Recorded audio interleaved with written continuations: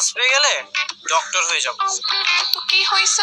সামনের বছর তো আমিও পরীক্ষা দিব, কিন্তু তোমার মতো এরকম বাইক লাগিয়ে বলে বেড়াবো না। এই তুমি কিন্তু আমাকে অপমান করতেছো। পাগল নাকি আমি? তোমাকে অপমান করলে আমার বাবা আমাকে আস্ত রাখবে? আমি বুঝি না কি একটা ছেলে, তার জন্য যে আমার বাবার এত কিসের দরদ। তোমার বুঝি বিরক্ত লাগে আমাকে? এত কথা বলো না তো, এখন চলো তো আইসক্রিম খাবো। না, যেতে পারবো না, বাসায় যেতে হবে, না হলে স্যার আমাকে বকা দিবে। আরে কিচ্ছু হবে না, আমি আছি না। হ্যাঁ আছোই তো, আমাকে মারার সময় দাঁতগুলো কিলিয়ে কিলিয়ে হাসার জন্য সবসময় আছো। আচ্ছা ঠিক আছে, আর হাসবো না। আচ্ছা, তোমার বাবা এত রাগী কেন বলো তো? সবসময় আমাকে বকা দেয় আর মারে।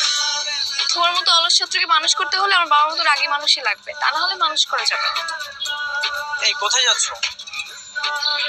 বললাম না আইসক্রিম খাবো।